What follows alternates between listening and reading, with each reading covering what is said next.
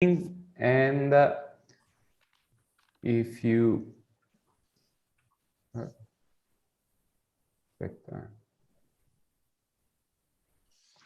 okay, YouTube, and then now we will also start the recording.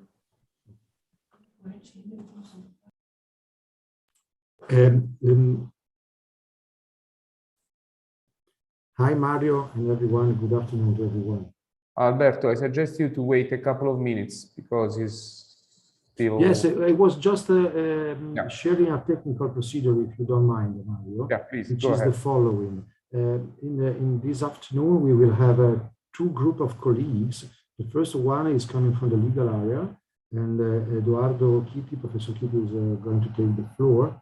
And starting from that moment, Eduardo will moderate and chair the entire afternoon, and then we will be the turn for the other colleagues here already linked and already in this chat up to the end. In the meantime, I do apologize with the colleagues since during your presentation, we'll try to reply to some of the issues raised this morning by sending messages in the chat. That's all from my side, and it's up to you again whenever you want to start with the second slot.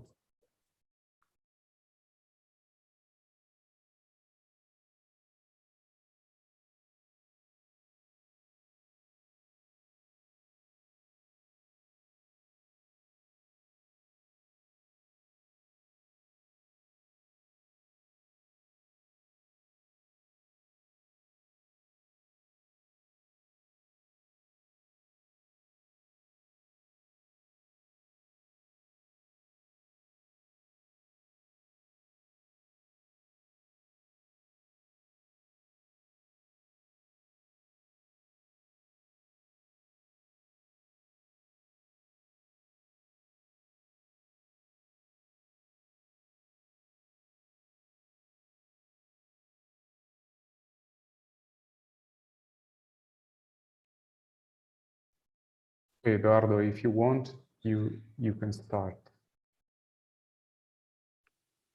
Okay, I can start, but perhaps Alberto wants to say a few words. Just no, thanks, Eduardo. Nothing more than the one that I already suggested. So the floor is yours. This morning we had a very fruitful discussion, and I'm sure we will have the same. Okay. Okay, so many thanks to Mario, many thanks to Alberto, and of course, good afternoon to all of you, and welcome back to our discussion on the theories, institutions, and cultures of the ecological transition. Let me first of all try to share my screen, which is supposed to be an easy task, but we never know, actually. Okay, so I hope, but I also guess that you can see my PowerPoint presentation. Okay, so let me begin by saying that our purpose in this session is to, so I'm not able to, to move it. Our purpose in this session is to try to provide a general introduction. I must say a very, very general introduction and light introduction to the legal and institutional dimension of the ecological transition. So our purpose is to bring some attention to the fact that the ecological transition is, as you can imagine, and as you know very well, a multidimensional, sorry, did you lose my presentation? We can't see your slides. No. You can't? No. You lose your sharing. Yeah, something happened. Here we are. Now it's perfect again. Yeah, so I was saying that we assume that, of course, the ecological transition is a multidimensional process with a number of dimensions, with many different sides, actually, one of which is the institutional and the legal dimension. So we aim at isolating and at exploring a bit this legal and institutional dimension, although, of course, we also assume that this dimension is strictly intertwined with all other dimensions. of the ecological transition, starting with the social, the political, and the philosophical dimension. Secondly, we will specifically focus on the European context. This is our choice. So we will focus on the developments taking place at the level of the European Union, although, as you will see in a few minutes, we will also consider the US experience, the US legal and political order, which is, of course, an important term of comparison with the EU. So the choice is that of focusing on the EU, and this obviously means that we will consider only one of the many polities, of the many legal and political orders trying to address the global challenge of climate change. But of course, we assume that this is, a sound choice, an appropriate choice, because the EU is an important actor of the global governance, of the globalized legal space, and it is an actor actually deserving our attention as scholars and also as EU citizens. Most of us are actually EU citizens, not only scholars. Now, from my side, as the first speaker of the session, I'd like to say a few words on the main regulatory enterprise launched by the European Union, which is the European Green Deal. Now, as you know, the Green Deal is an initiative which has been launched in December 2019. It was actually the first major political move of the new Commission, the von der Leyen Commission, and it is oriented to tackle the climate change issues. Now, you already know that this is the official picture of the Green Deal. You already know this because you met it, I think, at least once yesterday afternoon when one colleague were presenting the rationale of circular economy within the context of the Green Deal. It's obvious that this is a very complicated picture. It's something which is not easy to rationalize. But my purpose today is not that of trying to make sense of it. It would be too long. I think it would be also useless or not particularly relevant to our discussion. What I will do, or what I will try to do instead, is to try to give a taste of, so to say, the overall features of the European Green Deal by making three main points, by making three main statements, which illustrate, I think, and I hope, the huge relevance of the European Green Deal, not only in relation to legal research, not only in relation to my own discipline, but also to in relation to other social sciences. I will be a bit assertive, so I will make a number of statements without really explaining, the arguments that are behind the statements, and I apologize for this, but I hope we are going to have some time in the debate, in the discussion, at the end of this session to discuss together the statements that I will propose you in a minute. So 3 statements on the Green Deal. Now, first statement. My first statement is the following. The Green Deal is, it is not a single legislation.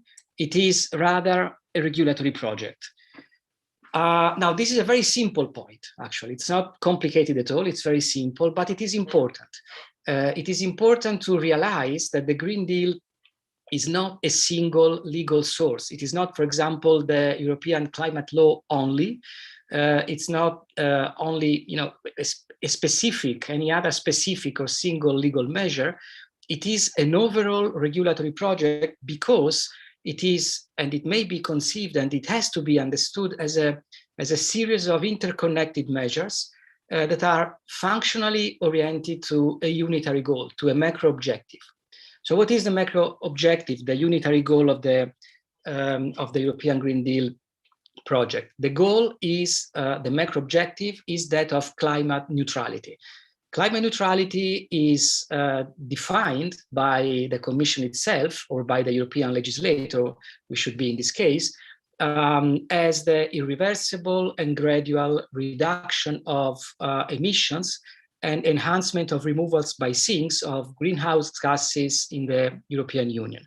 So we have a formal, very technical I would say, even technocratic definition of the macro objective of this regulatory project. But we have a macro objective. We have a clear functional orientation of the European Green Deal.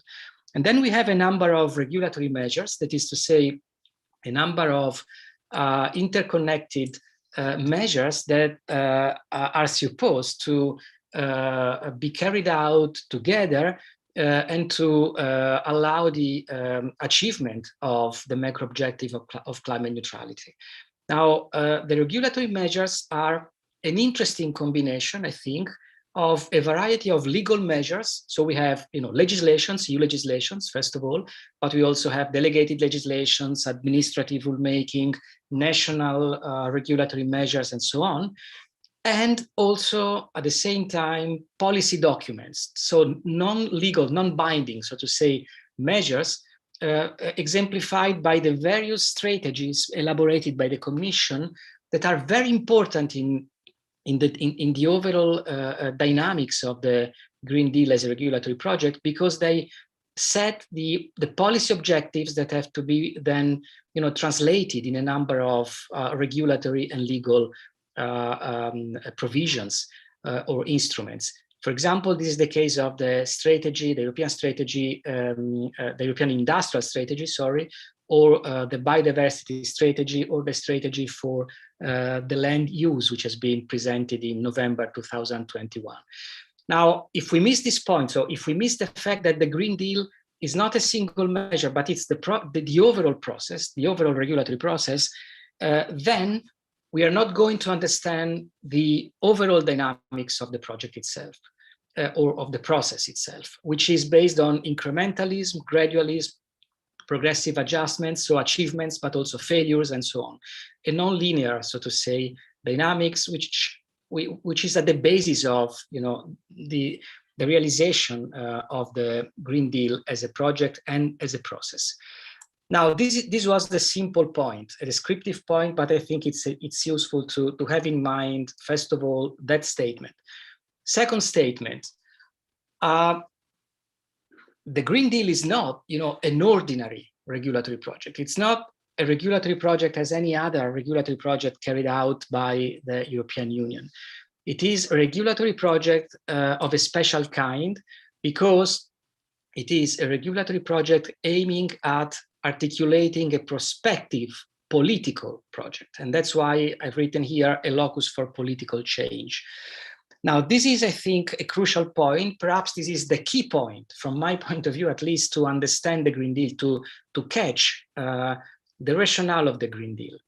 Now, let me go back very rapidly to the macro objective of the regulatory project of the Green Deal. As I've said, the Green Deal is functionally oriented to climate neutrality. And I've also stressed the fact that this is presented as a technical objective or purpose. Now, the problem is that actually this objective, although it is presented in that way, it is actually not at all purely technical. It cannot be purely technical.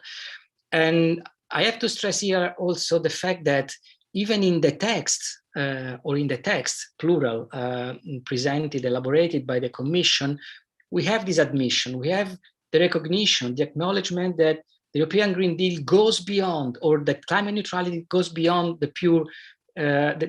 purely, let's say, the simple dimension of technocracy or of a technocratic approach.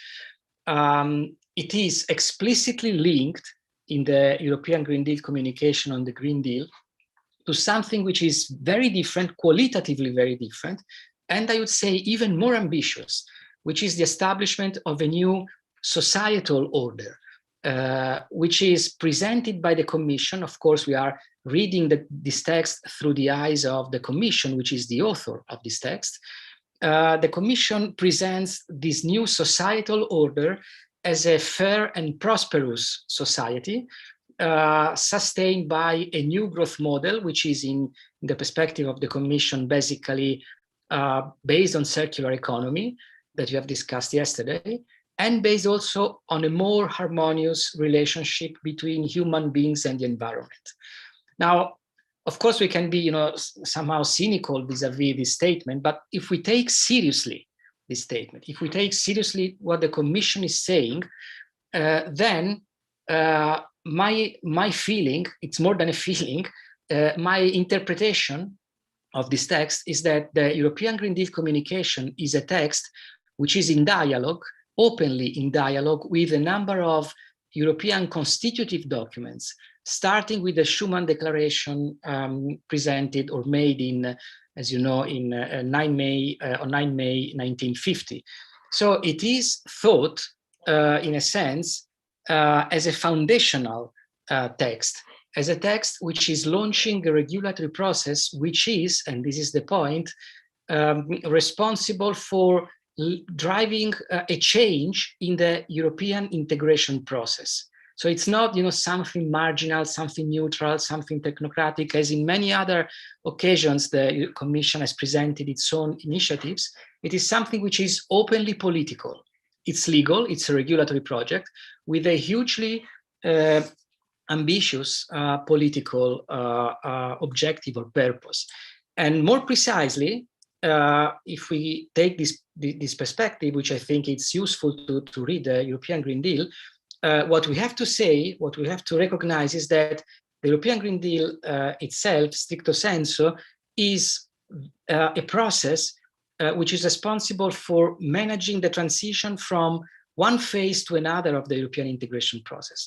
So it's a way, it's an attempt, let's put it in this way, it's supposed to be a way out, a move out from the current phase of the European integration process, which is a phase based on many different crises, the financial crisis, the economic crisis, public debt crisis, political crisis, and so on, all of them exacerbated by the pandemic emergency. So it's a move out from the multidimensional crisis of the European Union and an attempt to move or to open a new and more positive phase, which is ultimately leading, or which is supposed to ultimately lead to the establishment of a new society, of a new European society. So we have many different, levels of the discussion within the Green Deal, and I think it's crucial to understand this if you want to catch, the soul, the ultimate ambitions of the European Green Deal. Now, third and final point, because I spoke too much, I think, it's interesting also to say that the new phase is not a mere updating and modernization of the traditional European construct. So what the Commission is proposing is something which clearly builds on the deep values of the European construct, but at the same time introduces something new, which is the ecological perspective. And that's why we are talking a lot about this idea of, which is now internal to our public discourse of the ecological transition. Now, what is the link? The link is the reference to prosperity. A prosperous society, I mentioned before. This was in the text of the Commission.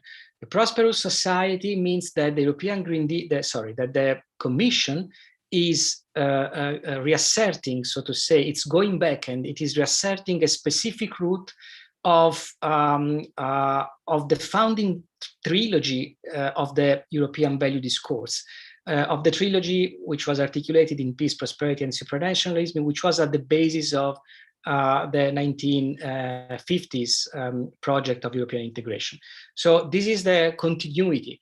But at the same time, what the Commission is doing is to propose an updated version of prosperity, because prosperity was thought in the 50s as a process of reconciliation, as the result of the process of reconciliation between human beings in the common market, which was a project of collective responsibility.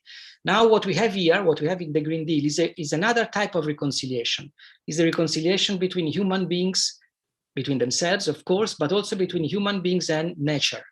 And that's why ecological integrity, even ecological primacy, jump into the discussion in a very strong way. Now, there are a number of uneasy questions that all these three points raise, but I think I spoke too much, so we will have other occasions to address these questions during this year or in the next years. What I think it's wise to do now is to continue our exploration of the Green Deal with the help of Professor Eugenia Macchiavello from the University of Genova. Eugenia, please, the floor is yours. Thank you very much, Eduardo. Thank you for your insightful presentation. I'll upload my slides. Okay. Can you see them? Yes. Yes, yes. Okay, I'll try to also, launch the presentation. So I will pick up from where Eduardo has just left us. So I will focus on one of the pillar of the Green Deal, specifically the so-called economic one, so the ones about finance. Why we talk about finance, sustainable finance, and why finance is important. And we have already touched upon this aspect in yesterday and in other discussion in previous days. But I mean, basically is because finance can channel money, resources, financial resources to sustainable businesses. So we can facilitate the transition also in this way. But of course, to do that, we need the market to work properly. So as I will highlight in the next slides, the European Union is trying also to solve problems in the market and ensure transparency and so a correct information of investors and also through obligation of financial intermediaries. So I will focus on these aspects. And the role of sustainable finance has been highlighted also at the COP26, as also Alberto Pirni has highlighted this morning. One of the goals, of the four main goals of COP26 has been mobilized finance. And so I wanted just to, we will find in the slides some of the what has been underlined during the conference. But let's now focus on what is sustainable finance. I have to start by saying that it's kind of revolutionary, even the word, in the sense that so far in the financial world, the key words were financial returns or even protection of short-term profits and even financial regulation, therefore, was focusing on this aspect. The duties of banks and investment firms were all focused on protecting financial interests of clients, so protecting their money. While now, when we talk about sustainable finance, we refer to the process of taking environmental, social, and governance consideration into account when making investment decisions in the financial sector, leading to more long-term investment. This is a very general definition and actually quite unofficial. We'll see that in other legislative documents, we have a more specific definition also based on certain technical criteria. But here is just to say that, as you can see, we have introduced additional aspects, not just financial return, or at least as probably also Alberto Monti will explain, a better analysis of financial risk. And this has been also discussed in the previous days of this educational event. But we are also talking about additional factors, impact, even non-financial as regards environmental, social, and governance aspects. This is a representation of the EU Action Plan on Financing Sustainable Growth, so the investment pillar of the Green Deal that we have mentioned. It has been presented in 2018, so actually before the Green Deal was approved, but now has been reconnected, of course, with the bigger plan of the European Union, and it has been updated. So in July 2021, we have the Commission has adjusted some of the actions and through the renewed action plan. So this is also a continuously evolving process. But as you can see, we have 10 legislative actions that has been organized under 3 main objectives. So we have here the first one: facilitate the channeling of financial investment towards a more sustainable economy, then consider sustainability and risk management procedure, and enhance transparency and long-term investment. This is actually a very complex regulatory design.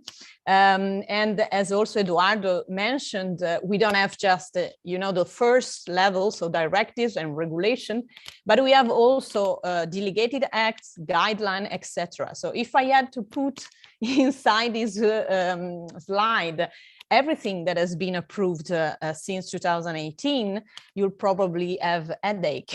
So instead, in addition to going through all these 10 actions that would be really boring and impossible to do in 10 minutes, I want to underline the rationales for approving these 10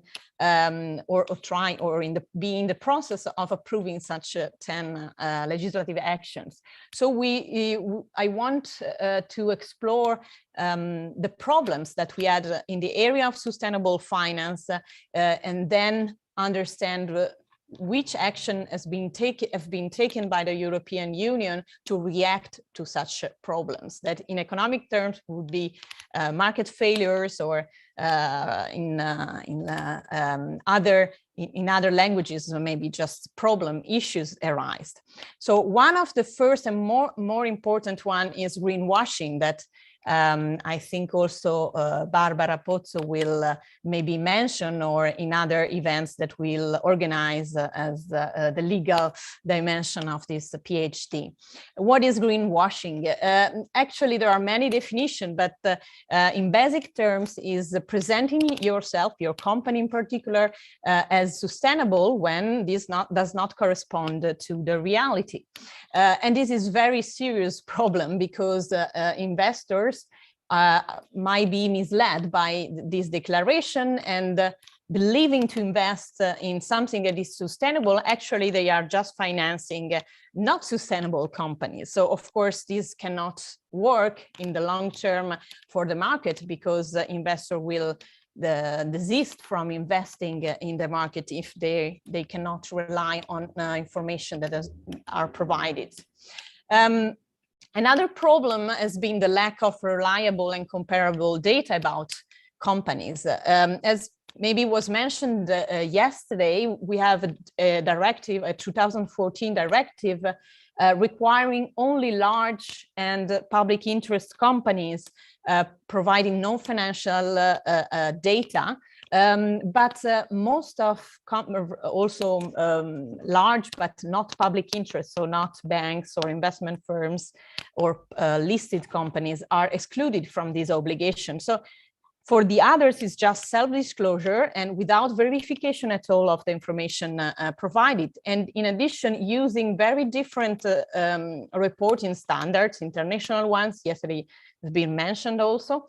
And so this does not help comparing information and even extracting information from this disclosure. But we have also another problem. Maybe we have sustainable investment products, but not all investment advisors or bank present the possibility to their clients, because they are stuck with traditional and non-sustainable products. So there are surveys reporting that clients might be interested, but they are not being offered by their investment advisors. Then there's also the problem that again has been already discussed, but traditionally environmental or social risk has not been included in financial analysis, and so this might be another problem too. So how the European Union has reacted? The first response has been to set definitions. So to eliminate greenwashing, we need to define what is sustainable activities, what is a sustainable investment. This has This definition has been based, of course, on scientific reasoning, technical standard, etc. But of course, rising also a lot of discussion, but I cannot go into that. Another aspect is labels, for example. So to distinguish yourself, in this case, in the investment area, you can use a label that says, I am sustainable. But of course, to say that we need basic criteria, and there are a lot of proposal in this area, like the green bonds, European green bond standards, but there are also indication already into force about how to construct a benchmark, so a parameter against which evaluate your performance from the sustainability point of view. Again, on the disclosure by companies, as I said, there is a directive of 2014, but considering the difficulties that I've mentioned, there is a reform in that has been proposed, a reform in April 2021 and also July. So we will soon have a reform in this area, expanding the scope of obliged companies and also a uniform reporting standard and the use also of digital tags and technology to facilitate the access to this information.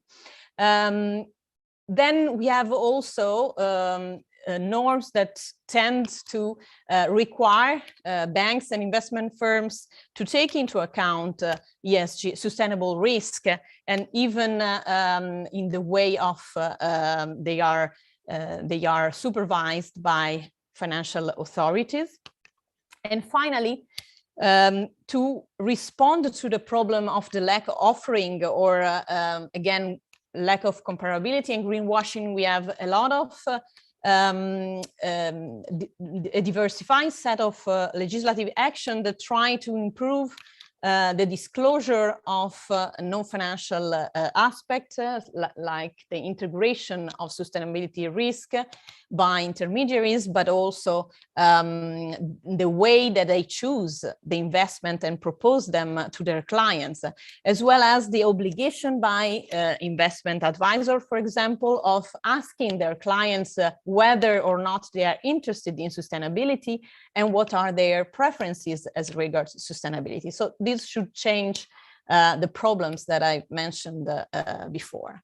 So just to give you an idea of anyway the issues that we might want to address in a very brief way, but that I think can have also transdisciplinary implication is, first of all, are the definitions that have been proposed in this European green taxonomy, and we'll soon have also social taxonomy, correct. I couldn't go, of course, into the details of how they've been defined, but as I said, this is been still under discussion.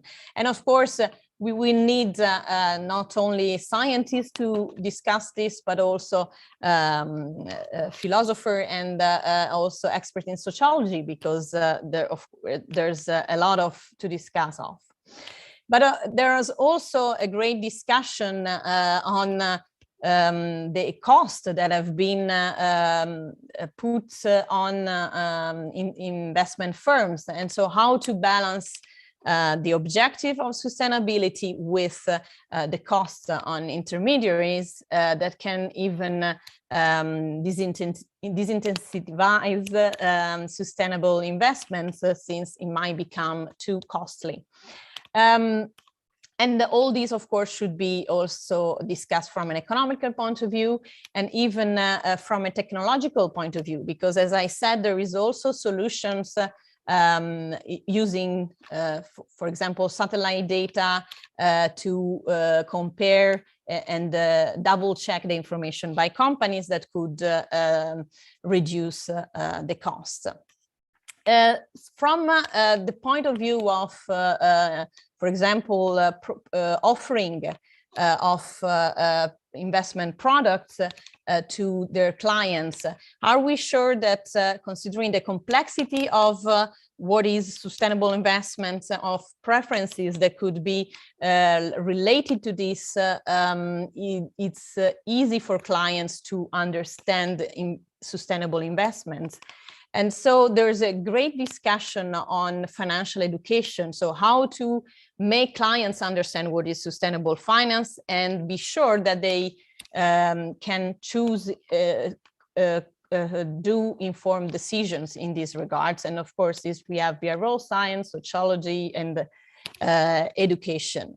And also the way that clients decide to invest are very interesting to explore, but also from a legal point of view, it's interesting to understand whether the law puts on the same ground financial aspects and non-financial aspects, because so far also in terms of liability of financial intermediaries, we were just looking at protecting financial interests of clients, not other aspects of their investments. So these are takeaways that I just wanted to put on the slides, but for the sake of time, I will skip. And so I thank you, and I will add to the slides also some material and suggestions for future reading if you're interested in this area. Thank you very much. Okay, thank you, Eugenia. Now it's Alberto Monti's turn. Please, Alberto, the floor is yours. Thank you very much. Let me share the screen with you and launch the presentation. Okay, thank you very much. I will discuss with you briefly the relationship between climate change risks and insurance from a legal and a policy perspective. This discussion links to the previous two presentations insofar as the insurance market is, of course, a segment of the financial market, and therefore the discussion is related to the financial pillar of the EU Green Deal, and more generally, the role of the financial sector, which is part of the private sector in the ecological transition.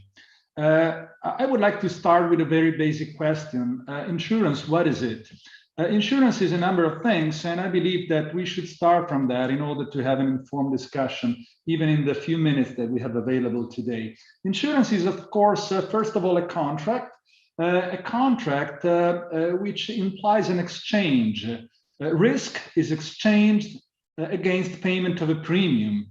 In other words, insurance is a risk transfer mechanism insofar as the parties to the contract, the insurer or insurance company, and the policyholder and the insured, sometimes these two figures are the same, exchange risk versus payment of an amount of money. Exchange risk versus payment of a certain amount of money. Trade certainty for risk. It's, however, different from gambling insofar as the insurance mechanism is a type of protection against risk, and it's not a speculative exercise. Gambling creates the risk for speculative purposes. Insurance tackles an existing risk with a view to protecting the insured against such risk. And in fact, the corollary from a legal point of view is the indemnity principle. One should not gain from insurance, but rather should obtain protection against the risk of loss. Being a contract, insurance creates legally enforceable rights and duties, in particular promises to pay, the promise to pay the premium and the promise to pay the indemnity in case the risk materializes. Insurance, however, is also an economic transaction. It's an economic transaction within a market. In other words, insurance has a market dimension. There's a market for risk. Risk, however, should be distinguished from uncertainty. Risk is normally characterized by predictable probabilities. I'm sure you have already encountered the risk triangle, where you have hazard, exposure, and vulnerability, and the combination thereof can be somehow calculated using statistics and probabilistic analysis. Uncertainty, on the other hand, can be subdivided into two elements, aleatoric uncertainty and epistemic uncertainty, where aleatoric uncertainty is the inherent randomness of a phenomenon. When you flip a coin, you don't know whether it's going to be head or tail, but you know that there is a 50% probability that could be head or tail.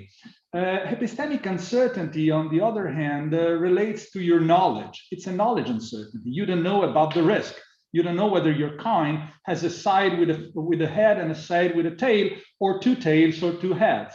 And that means that you're not able to calculate and predict risk. Insurance is about risk and not about uncertainty, but insurance has to deal with uncertainty. And in particular, with regard to climate change risks, uncertainty, also in the form of epistemic uncertainty, creates a number of problems.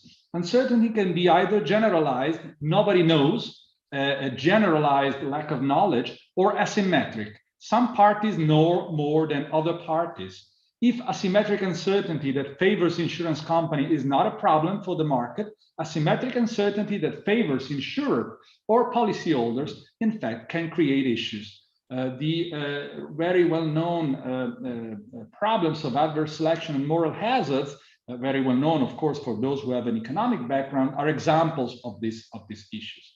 The demand side on the market for insurance is normally characterized by risk aversion, which is the tendency to prefer outcomes with low uncertainties to outcomes with high uncertainty. And therefore, I prefer to pay an amount of money, a certain amount of money, to trade risk against certainty, while the supply side, the insurance sector side, is characterized by risk neutrality, which is achieved through risk pooling and diversification, combining homogeneous and independent risks in one risk pool and benefiting from the law of the large numbers. If I flip the coin many times, there is, of course, an increasing probability that I will reach a result in which the outcome is very close to the probability of 50% head and tail. And this is the reason why the economic of insurance works.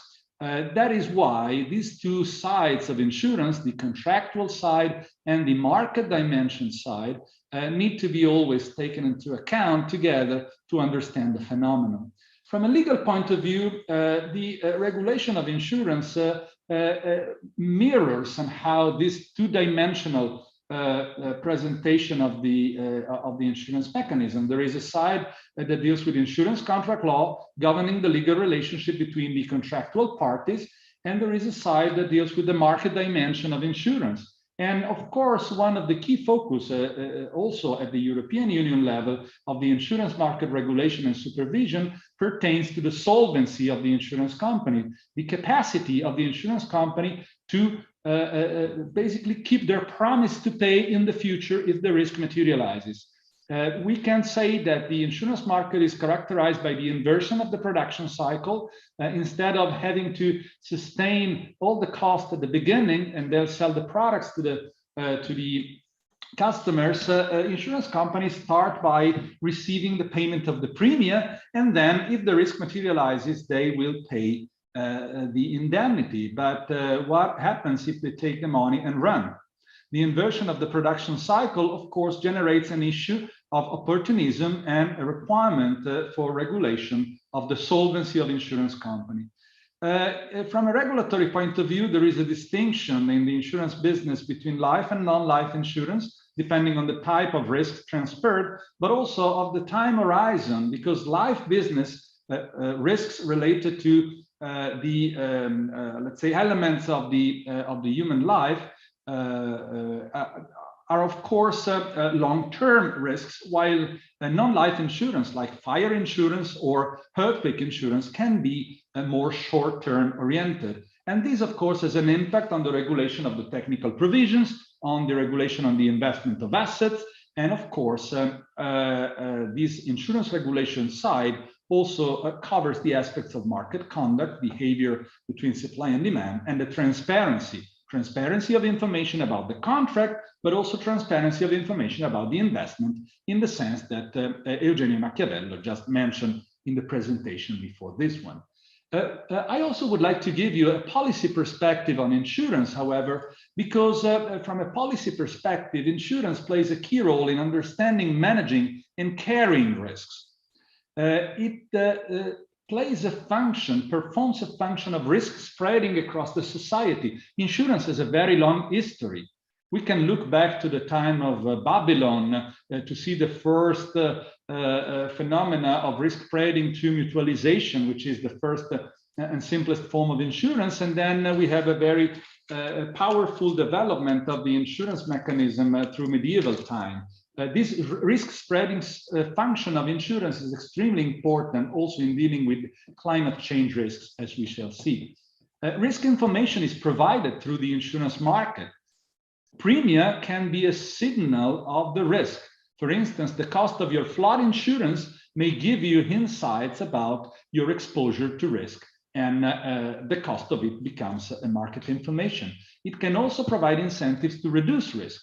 It is considered from a policy perspective as a source of capital to cover the risk of loss and therefore reducing the impact on public budget, but also to increase the financial resilience of the society against climate risks, and to invest in long-term projects, especially life insurance. Insurers, of course, have to deal with these obligations that span across a relatively long time horizon, and therefore have to invest their assets also long-term. And long-term projects are normally those projects that are required for the ecological transition. Insurance is also a source of knowledge and operational capacity to assess, quantify, and underwrite risk. You already had a session on risk modeling with Professor Martina, Professor Caiani, who explained how insurance risk modeling can give important insights on the quantification of climate-related risks, but also in the management and payment of claims, especially for catastrophic risks, where you need to deploy an operational capacity to compensate those who had sustained losses. I would like to close by focusing on three main risks that can be relevant to explore the role of insurance from a legal and policy perspective. First, physical risk. Second, transition risks. Third, liability risks. What are they all about? Physical risks. These are risks of loss and damage arising from increasing frequency and severity of climate-related extreme events, flooding, drought, storms. What are the key issues and questions here? Well, first of all, how to ensure availability and affordability of catastrophe insurance coverage. Here we have a problem because when one of these catastrophic risks materializes, there is a concentration of losses in the same portfolio, and the diversification that is at the core of the functioning of the insurance mechanism may not work, and therefore insurance can be extremely costly for these events. Uncertainty, in the sense of epistemic uncertainty, may add to the cost of insurance, because if you don't know, you have to charge more in order to factor in this uncertainty. How to structure public-private partnership and institutional arrangements? What roles for governments and private sector players to cope with these risks?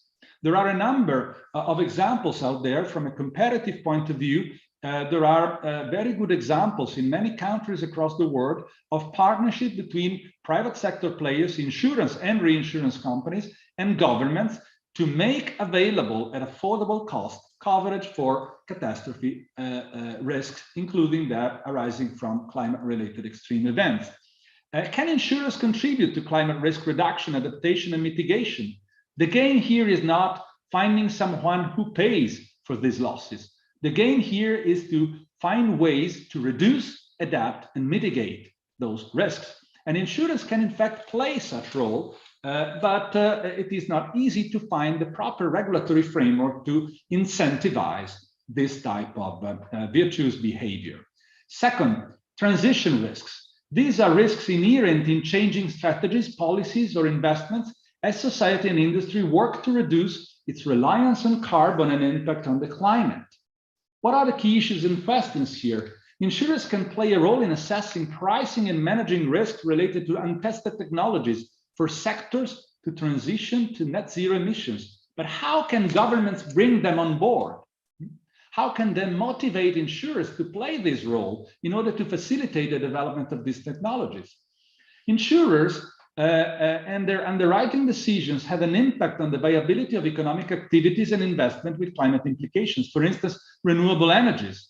If you don't have insurance coverage, it's very difficult to carry out these projects. How can governments provide the right incentives to insurers to make underwriting decisions that are aligned with the climate objectives and the neutrality objective? There are already initiatives out there. For instance, the Net Zero Insurance Alliance, which is a UN-led initiative, of which you find here a link to the website.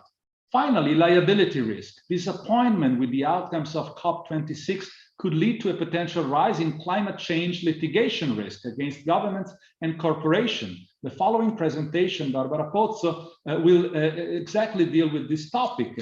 I would like to focus here on the insurance angle of that matter, and the key issues I have identified are: shall we expect an increasing level of strategic litigation against governments, corporations, fund managers to push for meaningful climate policy and actions? What are the likely impacts of liability insurance for the liability insurance sector? And how about the directors and officer insurance sector? Do we have to expect securities litigations from investors challenging the liability of directors and officers because they did not properly protect the company against climate change litigation? And finally, can insurers, both liability and D&O insurance, play a role as private surrogate regulators to reduce the risk of loss by incentivizing climate-friendly conduct? Of course, these are all open questions, but I hope it gave you a flavor of the possible role of insurance in the management of climate change risks. And I close here and I give the floor to Barbara Pozzo, who will deal with climate change litigation. Thank you very much. Thank you, Alberto. Please, Barbara. Thank you, Alberto. Thank you, Edoardo. And thank you, Eugenia. So now it's my turn. And the question that I will ask to you all now: what happens if regulation doesn't work? Because lawyers are very, very keen in underlying how important is regulation, but at the same time, of course, we have the problem of what is happening if regulation is not working. So let me share my presentation. Can you see it? Yes, yes. Okay. Yeah. Thank you very much. So the topic is climate change litigation, and litigation is, if you want, a reaction to the failure of regulation, of the unsatisfaction by people of what regulation has reached. But the other important issue that I would like to focus, as I am a comparative lawyer, as Alberto Monti is, which is the interest for climate change litigation from the perspective of a comparative lawyer. Now, the situation that we face in recent years is that climate change litigation is spreading all around the world. So at the beginning, it was an issue of the United States, but now we have cases in Europe, in South America, in Asia, in Australia. And so the interest is, for us comparative lawyers, is to understand why is it happening and how is it happening and which are the results of this climate change litigation. So I would like to attract your attention on this pathway, but also to underline at the same time that climate change litigation is not a monolithic block, but many different and several issues are taken into consideration. Regulatory issues, common law, human rights, public trust, also other issues like greenwashing that Eugenia has just mentioned. So I would like to give you a broad picture of this situation and trying to come to some very first conclusion that I hope will interest you and attract your attention also to the future evolutions in this sector. So climate change litigation, as already said, is spreading all around the world. For us comparative lawyers, it's very interesting to understand how these legal transplants work. Legal transplants, I just want to mention a definition of them because I know that many people who are here have not heard the word until now.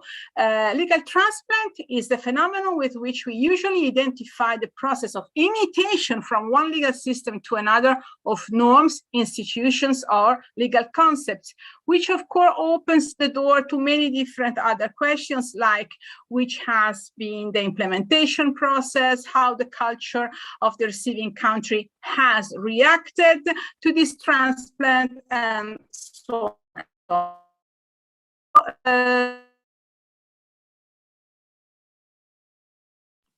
Barbara, I think you have a problem of connection because you can't hear you very well. I don't know if it's only a problem that I have. No, we all have this problem. So, yeah. Are you there? Barbara? Okay, I think we missed Barbara. Eduardo, I can call her to. Yeah, please. Yeah, if you want to go to the. I don't know. I would suggest. I don't know. I would suggest to wait for her for. I don't know if you want to just. Yeah, but I wouldn't like to interrupt her. It depends on the kind of problem that she has. That's the variable. Perhaps Eduardo, if we might suggest Barbara, if perhaps she can hear us, just to switch off her video. This might allow us to follow the slide without looking at her.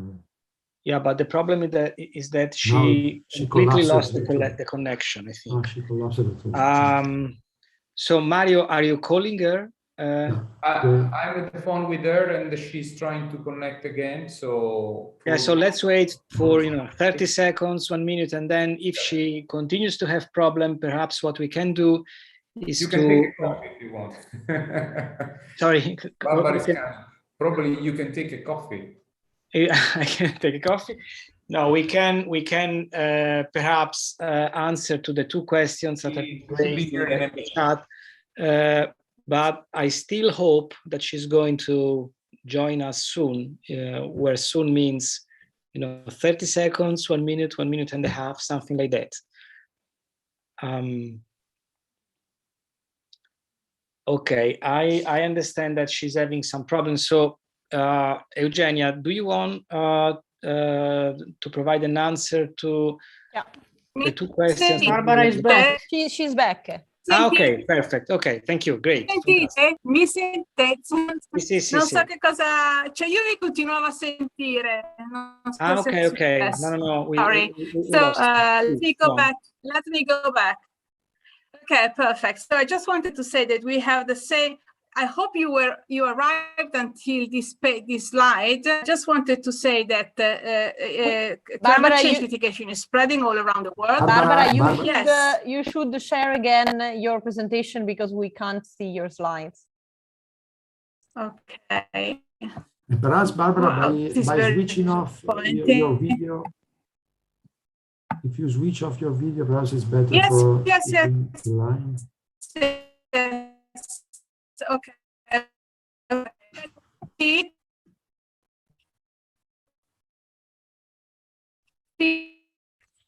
Barbara, unfortunately, we cannot hear you.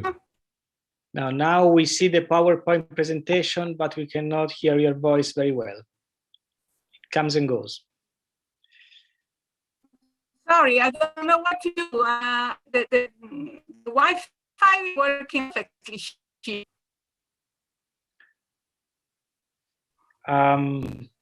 Yeah, we still have the problem. But can you hear me? Can you hear me?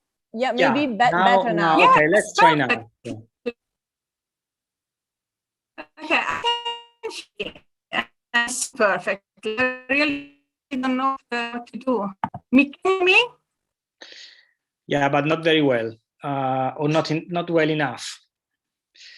Shall I put? I don't know what to do. No, maybe now it's better. Try, otherwise we tell you. Okay, now? Yes. Is it okay? Okay, I'm sorry. sorry. So I just wanted to say at the very beginning that climate change litigation is happening all around the world. We have similar cases in Japan as well as in the States. The center specializing in climate law at Columbia University, that is all the cases now amount over 1,500 cases over the world. The point is that this climate at the beginning is not a monolithic against agencies that do not provide the regulation, against the I'm sorry, Barbara. Federal. Barbara, sorry. We cannot really understand what you're saying, unfortunately. So I leave the decision to Eduardo. Probably we can try to solve the problem with Barbara, and you can move to the next speaker. I know that is not ideal, but Eduardo, what do you say? I have no, I mean, I don't know what to say. Yeah, Barbara, I'll call you and I suggest you a different way. We can probably connect by phone. Okay. In the meantime, exactly. This is what you have to do. I will guide there, okay? So let's put it, let's do in this way.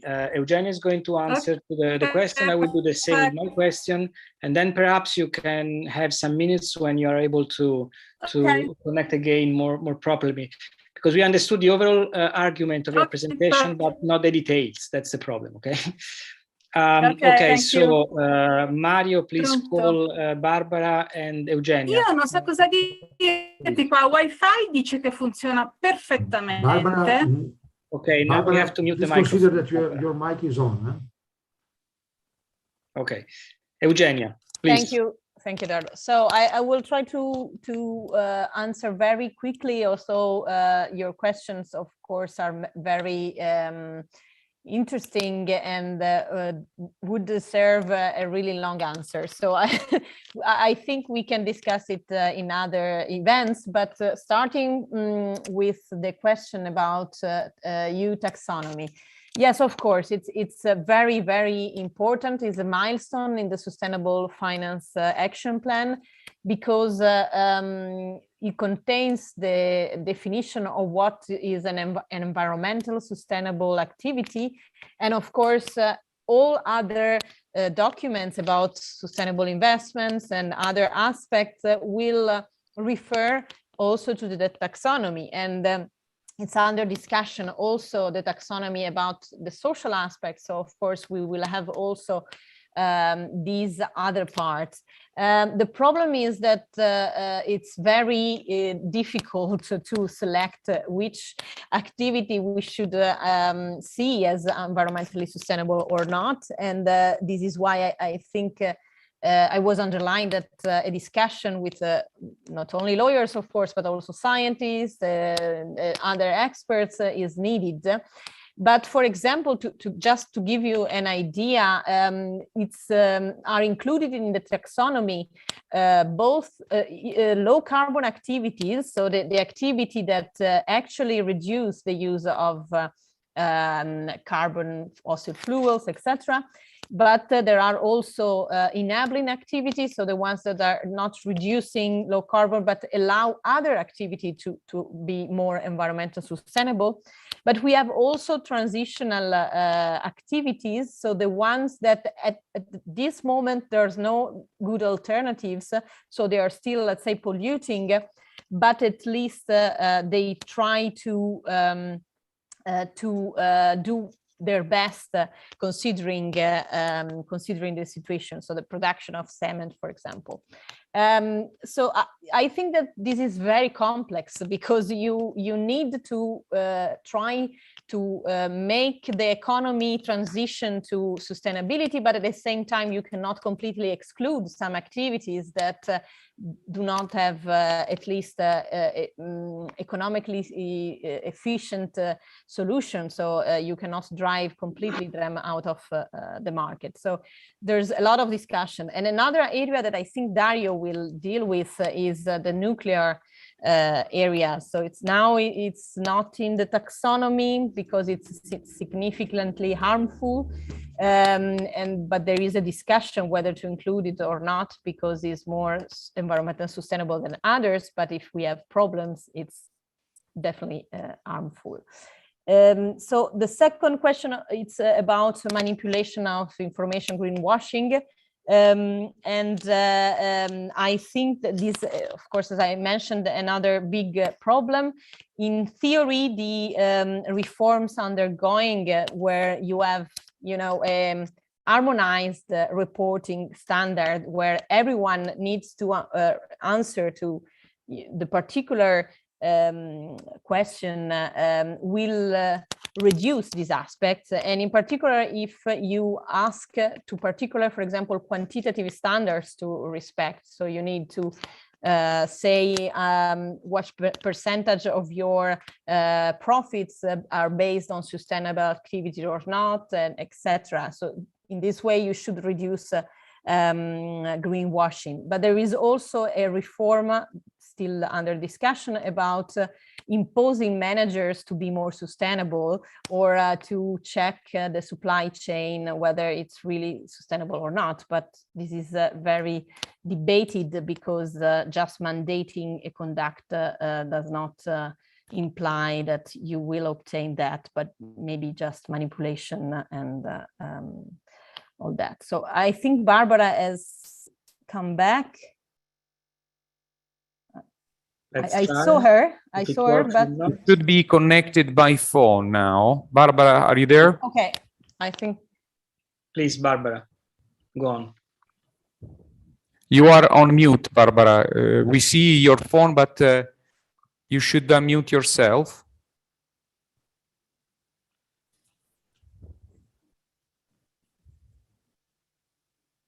Now? Yes. Yeah. Okay. Yes. Okay. So now I put the presentation, and I will begin again because can you hear me properly? Yes, yes, please. Okay, go ahead.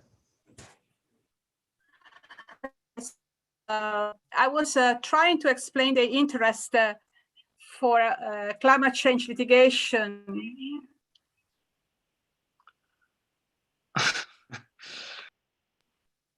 Barbara, I don't think it's working well enough. I'm really sorry about that. It happens sometimes in this kind of, online conversations, but I don't think we have solved the problem.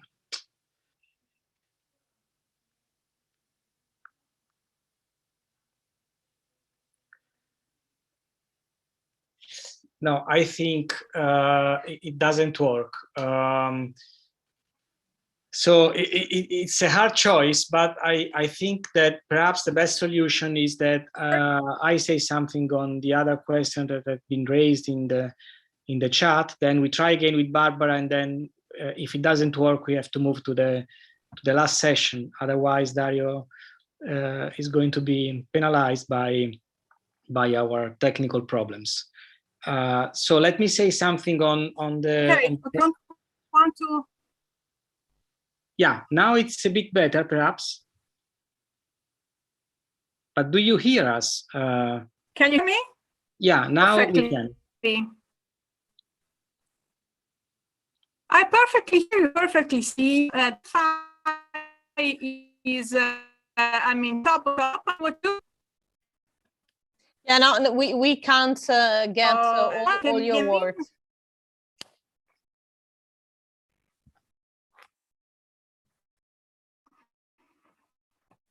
Yes, what he tells my Wi-Fi is perfect. So I don't know what to say because I cannot prove something that is the maximum and that it works perfectly. You know what?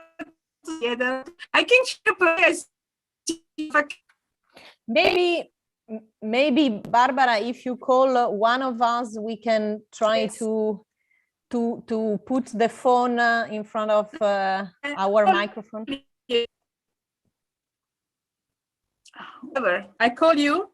Okay. This is the collective intelligence of this group. Let's see if it works. It was Gregorio Fracchia who suggested that.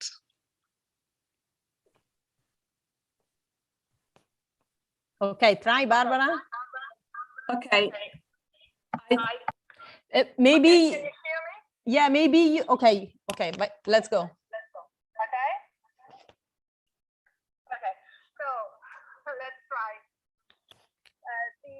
The interest for climate change litigation from a comparative law perspective derives from the fact that, but now I cannot move the slides anymore. Okay, fine.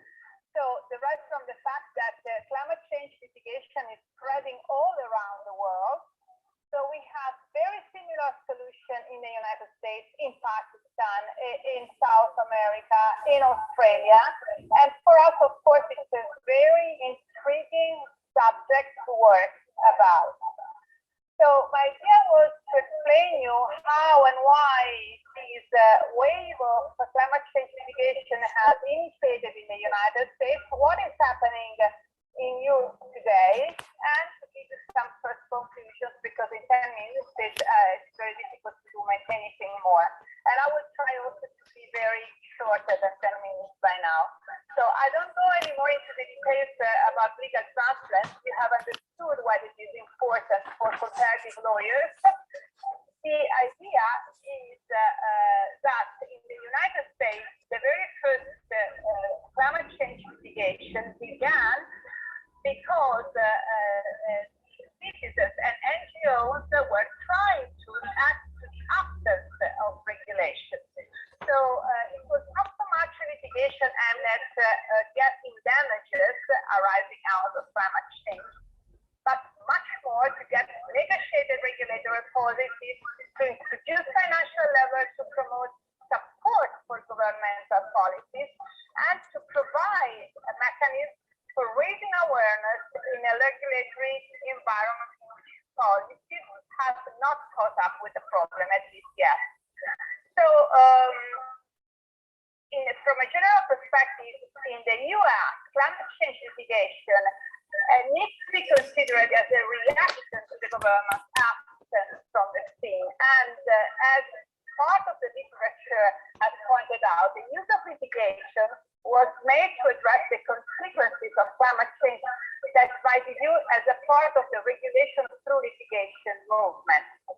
So I won't be able to get into the details of the various paths that the climate change litigation has taken, but the thing that I would like to say is that climate change litigation does not present itself as a monolithic block or as a homogeneous trend, but has a series of very different proceedings that started by different parties for very heterogeneous purposes. And if you want to have an idea, you can go to the website of the Federal Center for Climate Change Law and see how many cases are developing.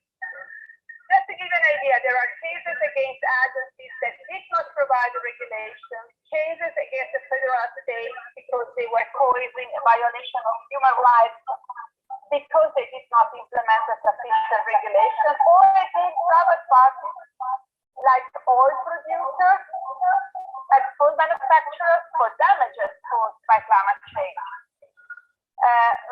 More recent cases, like Juliana against the United States, involve young plaintiffs also on behalf of future generations, invoking the intergenerational justice that also our French philosophers were mentioning in the morning. So if we come to Europe, Europe has a very different experience, because since the late 80s, the European Union has always wanted to play an increasingly active role in pursuing a coherent environmental and energy policy. Okay, so why did climate change litigation then spread out over the EU? Well, this is of course because we wanted to challenge the effectiveness of our legislative framework, and citizens were also tired of very challenging promises that seemed to be not effective.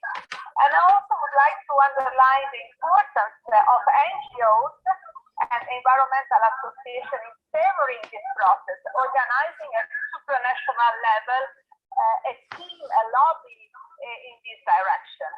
So in Europe, the very first case is the Uganda case of 2016 that was trying to reutilize, to employ again all principles entering in the Dutch Civil Code, general tort law case, and also indulging in on the provision of the Dutch Constitution that was mentioning the concern of the authorities to keep the country habitable and to protect and improve the environment. To describe very shortly the situation, this first case was very, very successful and influenced many different initiatives in other countries, like Belgium, where we had a similar case in 2016, in Switzerland with another case in the same years that has some peculiarities because it was a group of only women that were fighting against the absence of efficient legislation in Switzerland, which maybe can be put in connection with some other discourses that emerged during the last days on very vulnerable groups. And a climate change case in Ireland, in France, and all these cases were successful. Another kind of case that we had was the one that last year was brought in front of the Constitutional Court of Germany that was challenging the efficacy of the Klimaschutzgesetz from a different point of view and was also successful. Finally, last year, the very brand new case all newspapers speak about the case was Milieu Defense against the Royal Dutch Shell. That was the first case that was successful against an oil company. So I don't want to go into details because I fear that my words are not so properly audible. I just want to say that this very last case is very promising, as in fact, besides the impact that it had on Shell and in the Netherlands, will certainly have a very international impact also in other contexts. Of course, this case raises a lot of problems as well, like the one of legal certainty, as Shell is going to be obliged by the court to think that other oil companies are not obliged to do right now.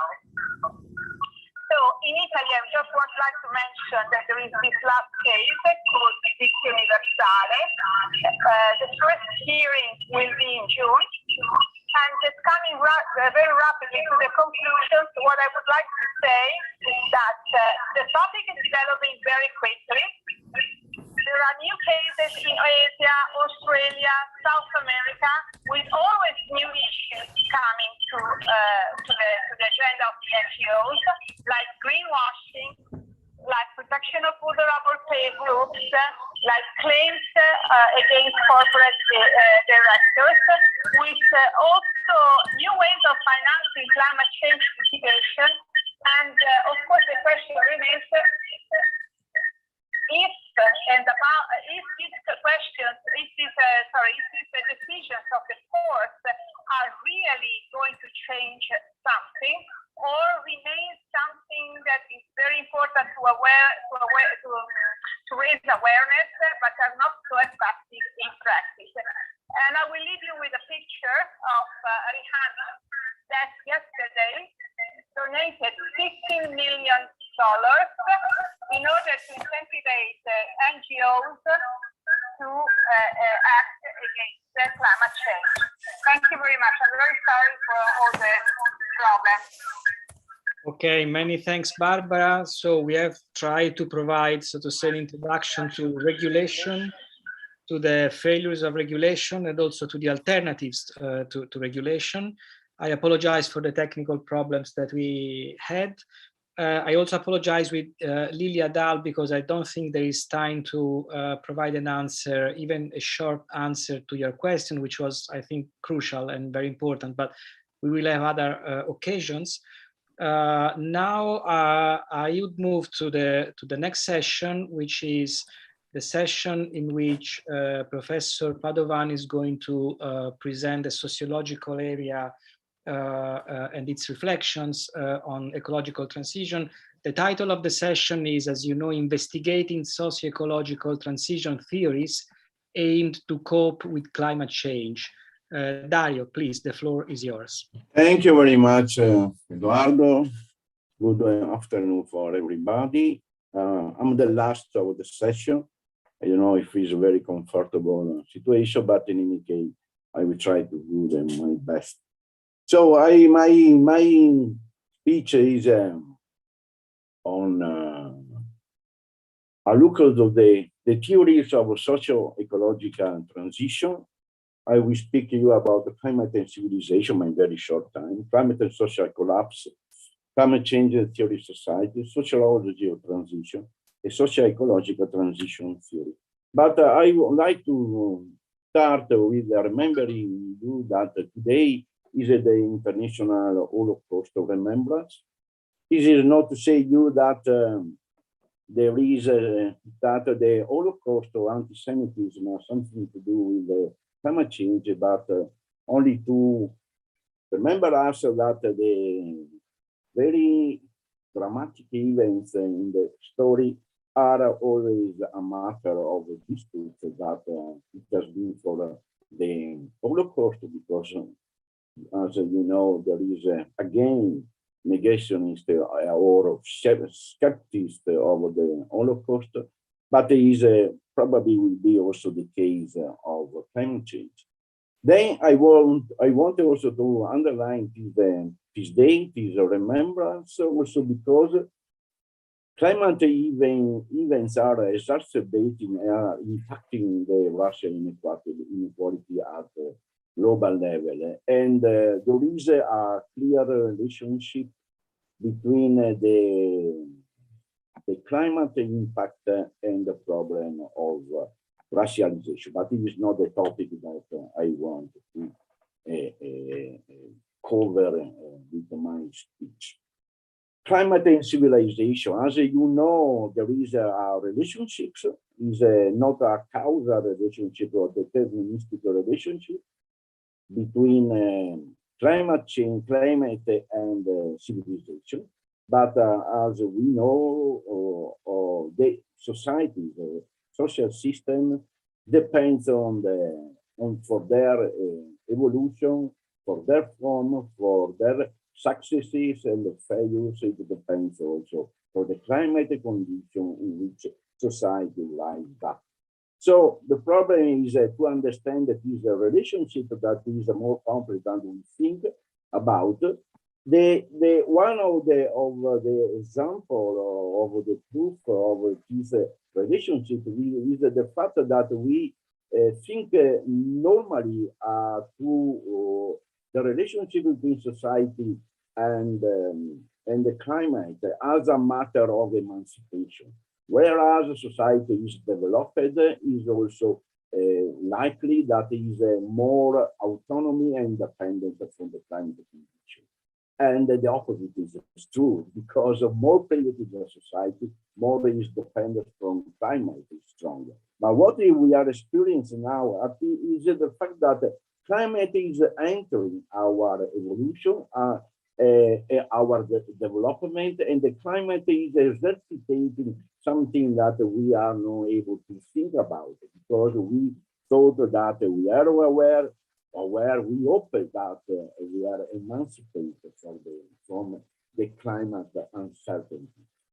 The relationship between climate and society is also represented, for example, from the religious evolution of society. The religious phenomena is very interesting. They want to focus on religions, but they want only to focus on the influence that some way the climate have in the development or religions and the system of the divinities that in some way populate the people, or also the ancient civilization. Just in the case as is reported by Max Weber when he spoke about the ancient Palestine, in which there were two alternative divinities, Yahweh and Baal. Baal was the god of fertility, the earth, and of its fruits. Against it was Yahweh, the god of rain, storm, and war. Then another social phenomenon was the so-called hydraulic despotism. The hydraulic despotism is strictly connected with the management of the water. We know that the water depends on the climate. Like also Max Weber again, but also Carlo Vogel, he spoke about Oriental despotism or hydraulic despotism. We can say that the society managed in a bureaucratic and authoritarian way just to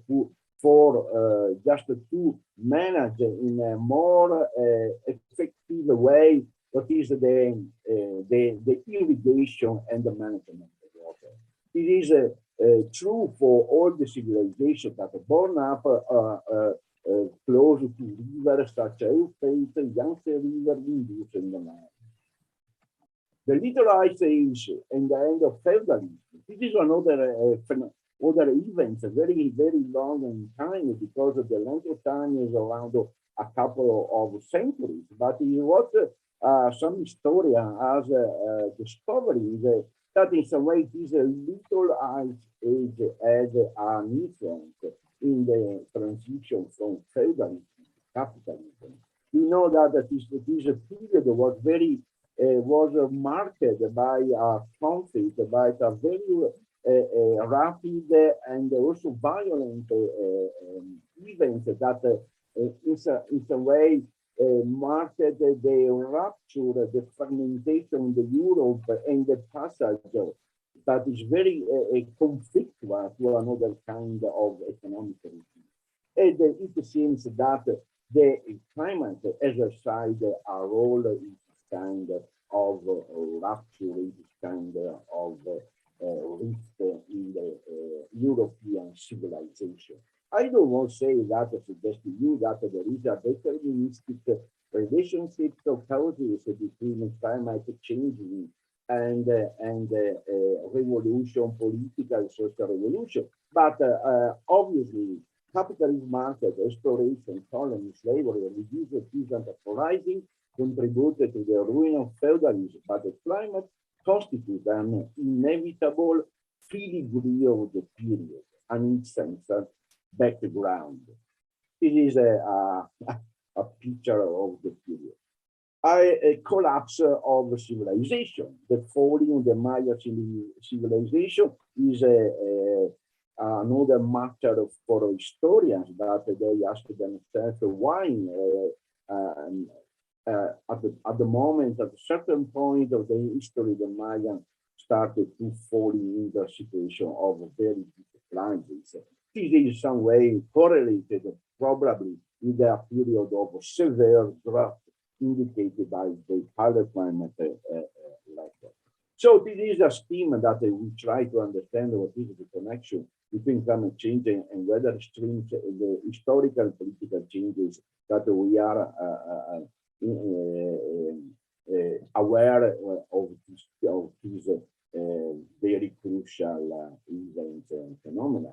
First order impact. I think it's interesting to say this scheme because in some way is able to understand also in a schematic way what is the order of impact between the physical events and the cultural events.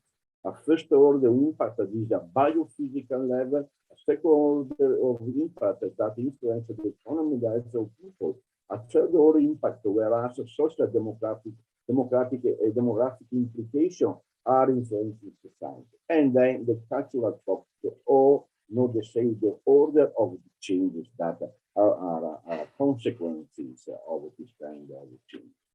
climate change and theory of society. I want also only a brief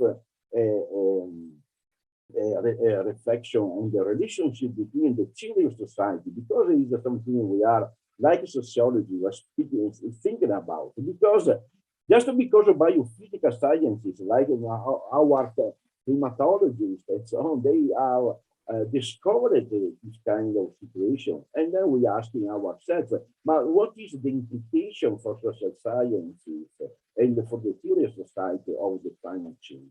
This is, I think, a good question that is very difficult to give a definitive answer. But in some way, it poses the problem of the place of the historical human society in relation with nature. It poses another kind of challenge. The problem is, for example, the exploration, how the social incorporate, manipulate, transform the non-social, and how reciprocally the non-social in its making energy incorporates the social. I think that the problem of thinking in a hybrid way, materiality and sociality, I think is our challenge now for the social sciences.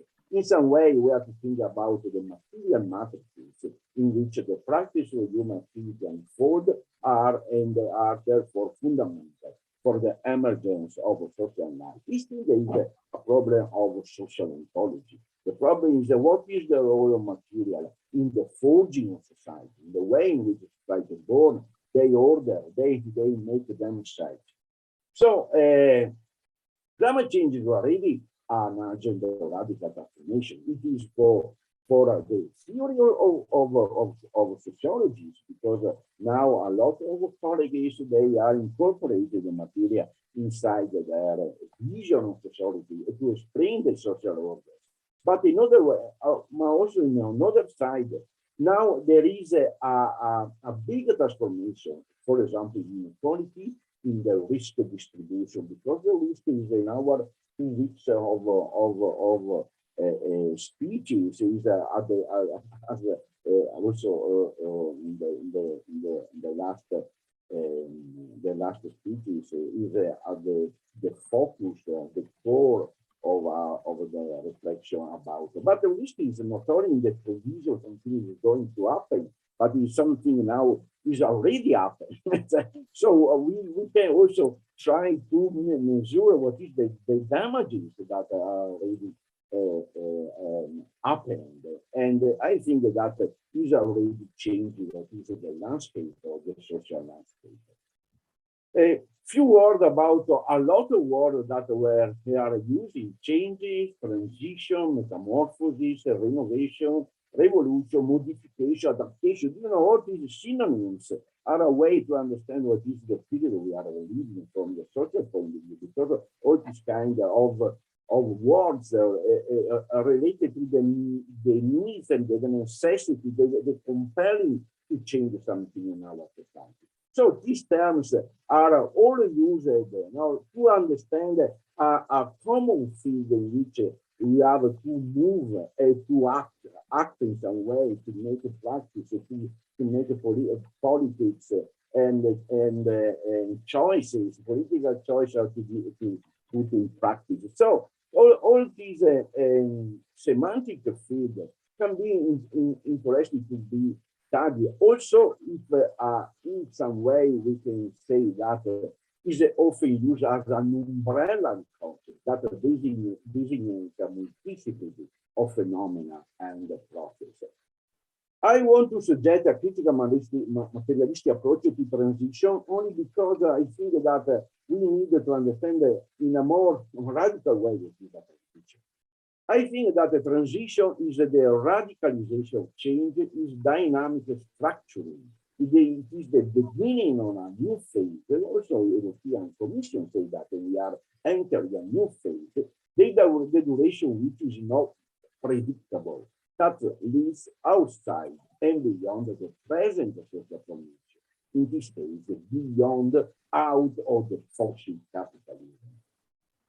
I think that we need also the proof of transition. That's what we were discussing with the engineer before. Now, what is the proof of transition? It is the proof of our good political ecology? What is our political choice that are good for the environment, are good for the ecology transition? So I think that we have to understand what is the indicator or indexes of ecological condition. This is a very generic way, but I think that is very interesting also because they can be operationalized in an order of indicators.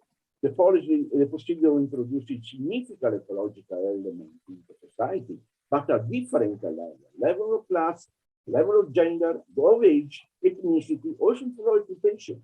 The possibility of introducing these elements in sufficient time. The problem of timing is very important for the ecological transition. So to avoid a radical social consequence. The possibility of introducing these elements in many spaces and places in the same time for avoiding spatial disparities and inequality. What is happening when we speak about the introduction of new technology in the Western countries or in the developing countries? The possibility of extending, consolidating, institutionalizing the new relationship among social groups and between time and the bio and geosphere. So the possibility of creating the foundation of the irreversible. I think it is interesting to create the foundation, the principle of irreversibility, because if you go in some direction, you are not to come back. We are to prevent ourselves to the resurrection of the old social ecological form. So I go very fast, very quickly toward the, I think is for me 5 approaches in socio-ecological transition.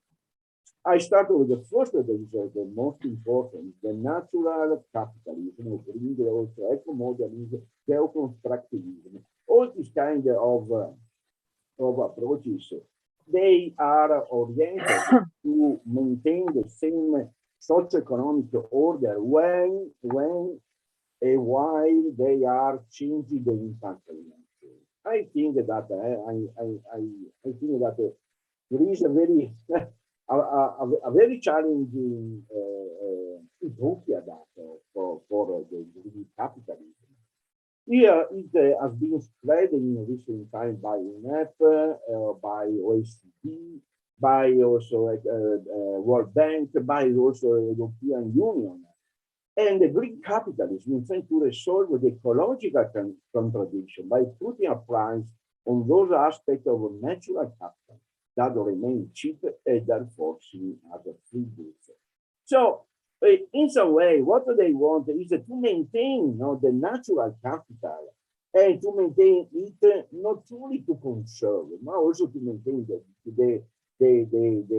the cheap nature. No, this capital has to maintain very cheap because we have to enter the economic cycle. The green capital provides a win-win-win situation.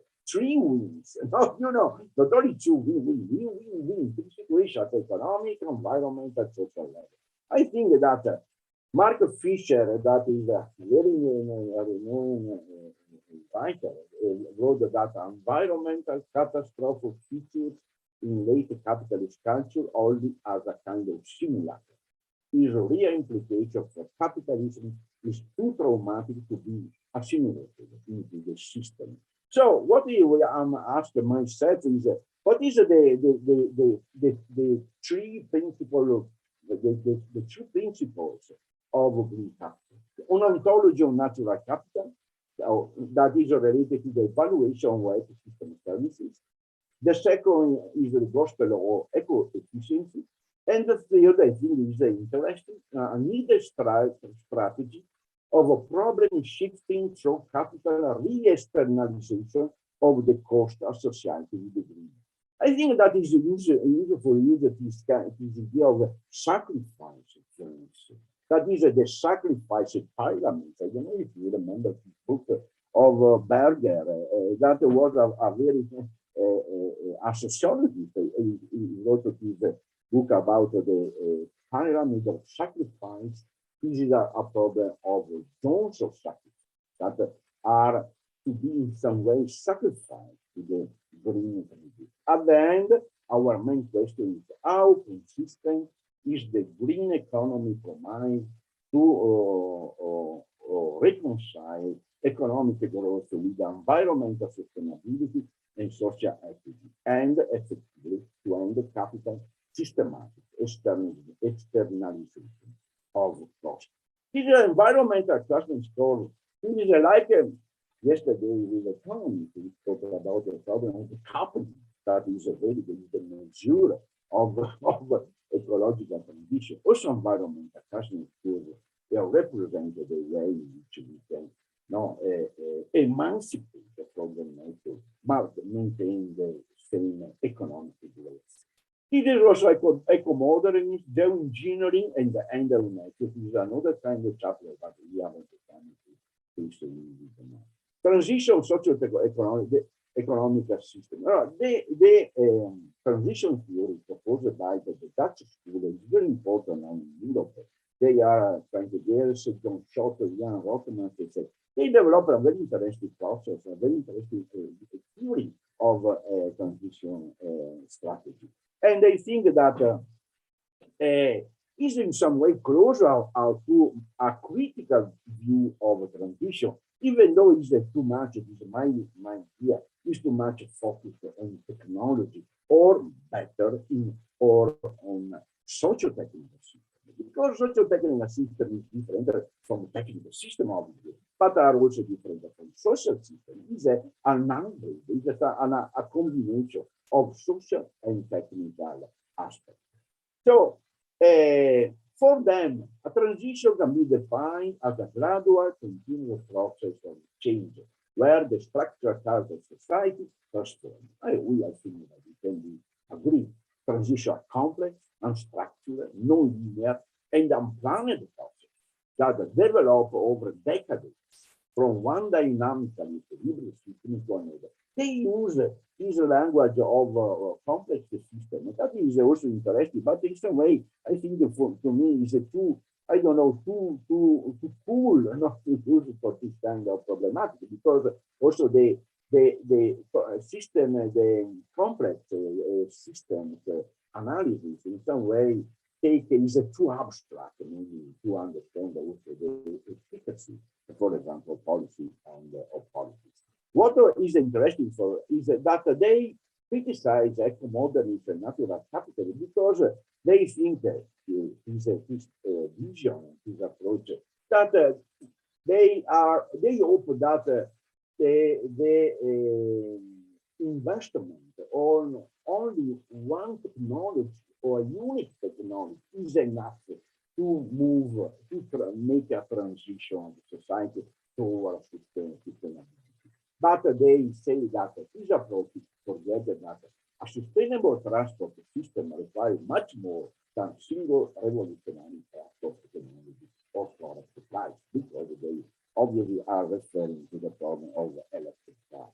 This is their dynamic, the scheme they use to understand the dynamics of transition. I don't want to focus here, but what is interesting is very close to the old Everett Rogers model on the diffusion of integration. So you see there is the trade development, the takeoff, acceleration, stabilization, and they measure all the effects and the dynamics of in a society, but also in the enterprises, so like the model for the transition.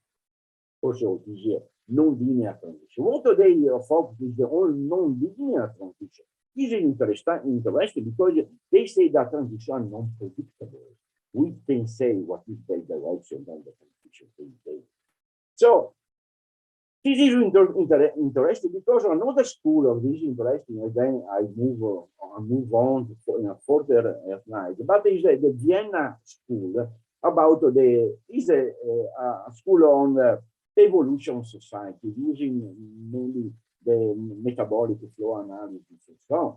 They define, they schematize in some way, formalize what is the socio-ecological transition at the historical level.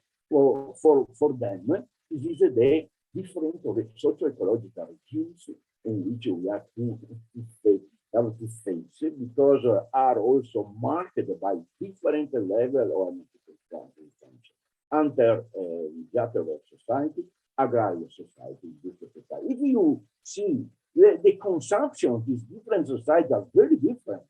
So the total biomass matter mainly, or the total or domestic material consumption per capita per year is a very, is a 10 times more than in the agrarian society and 20 and more, maybe 200 times the society.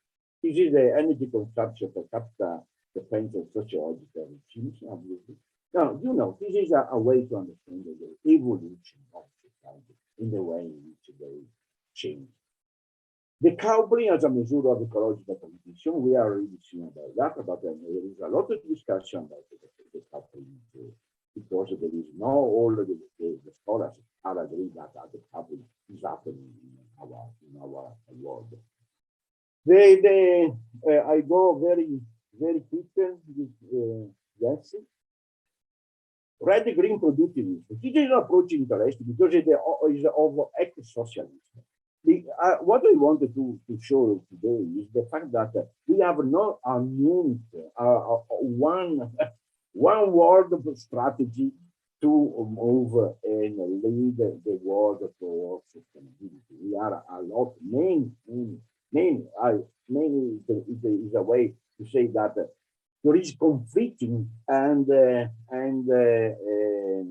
understanding of the strategy and practice to move towards sustainable society. It is eco-socialism is interesting. I also call it the red-green productivism because they think that the market is not enough to lead this kind of transition, that we need a state that is able to invest to also to implement what is the measures of transition. The fact that the state is not an enemy from his point of view, but is an institution necessary to make this kind of change.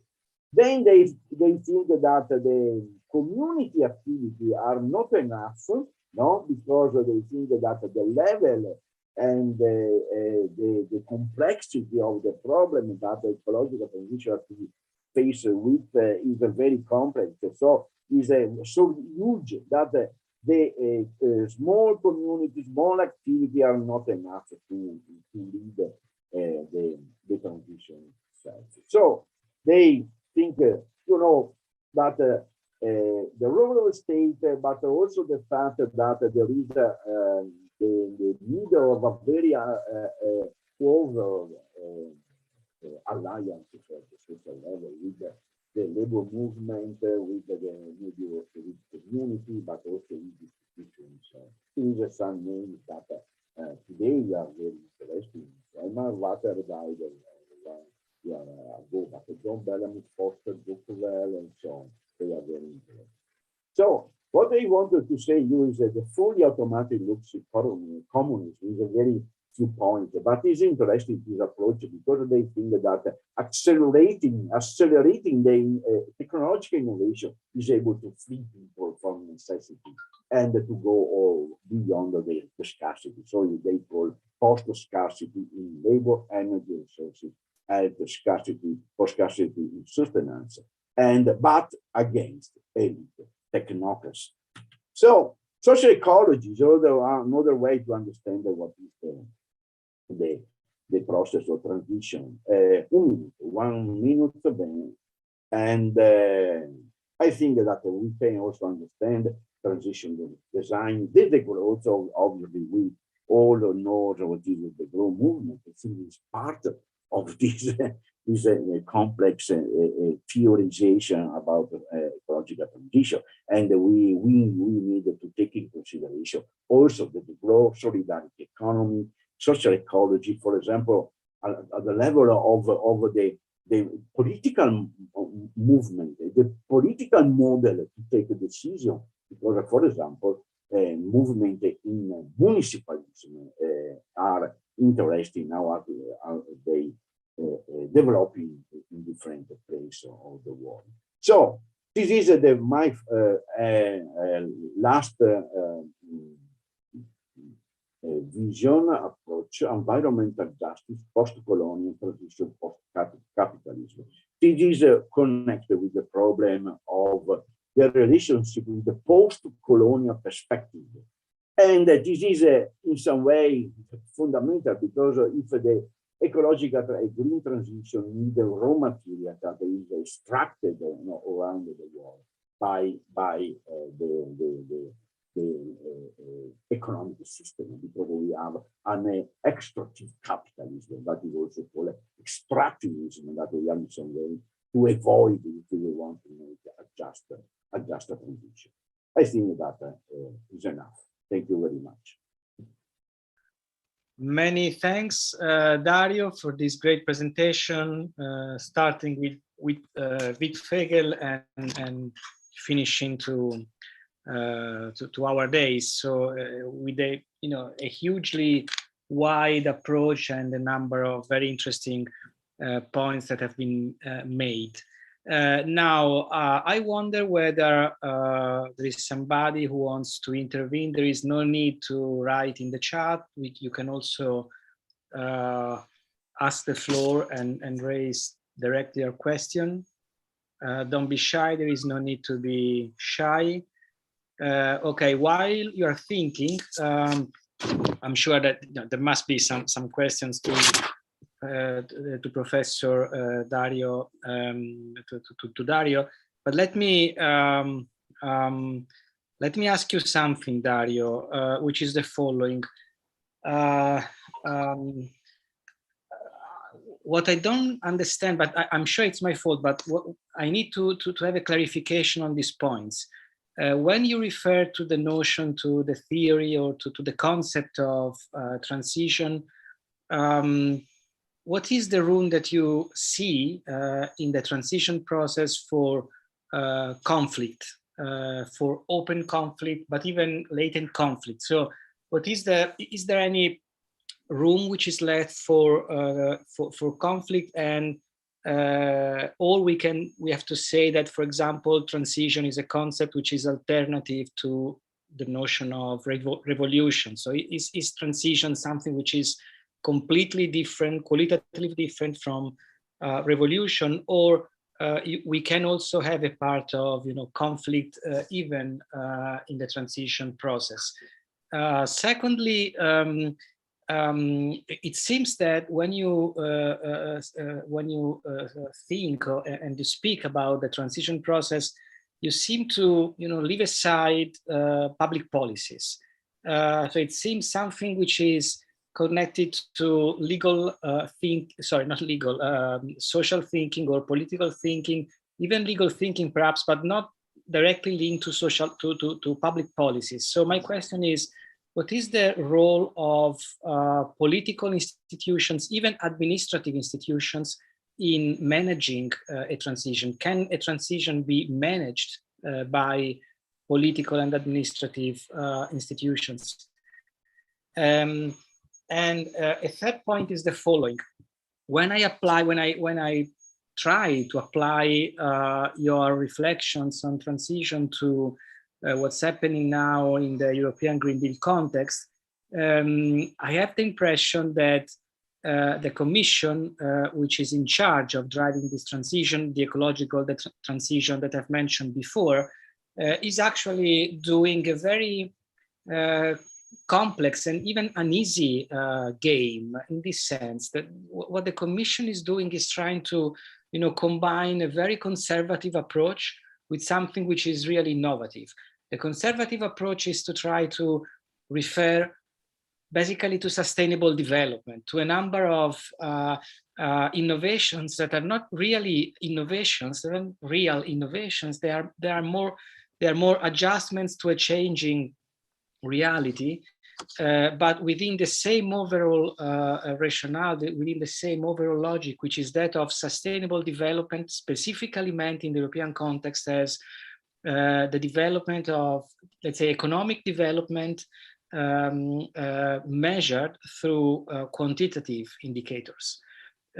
while at the same time, the same political institution, the Commission, is also doing something which is very different. That is to say, it's introducing within the public discourse on sustainability something which is no longer sustainable development. It's something different. It's more, let's say, sustainable qualitative development, perhaps. And when the Commission is particularly brave and bold, the Commission even goes to the point to imagine the sustainability of ecosystems themselves. So what I'm trying to say is that the Commission is unpacking the idea of sustainability in a very ambiguous way, combining something which is very old, very traditional, very much consolidated, and something which is subversive, I would say, really original. And both things stay within the same general discourse on the ecological transition. So how do you read, how do you understand these dynamics proposed by the Commission within your overall theoretical framework on the notion of transition? Sorry, I've been not particularly clear, but I know that you're very smart. We need a seminar about that. No, we need a PhD program. We are here. No, the politics of European Commission is very controversial. It's very contradictory. We know everybody knows that because they try to keep together different things that also is the opposite thing, is antagonist things. So what I think is they have to give room to everybody, from the nuclear industry to the oil carbon industry. So, and also for the other one, because of the interest economy, they are moving inside the European Commission. It depends also for states, obviously, for the singular government, because each government is supporting one kind of transition, for example, because France was the transition to the nuclear. Maybe, for example, in Germany, they want another kind of landscape. They are moving toward a new kind of energy regime. But what I want to say is that the problem of transition is there is no debate about the transition. There is not a public debate about the transition. We don't know what is transition. If we think about what is happening in the scientific forum, transition, for example, is seen like a government top-down management of change. But for example, transformation is seen as something very different. It's a bottom-up different kind of transformation.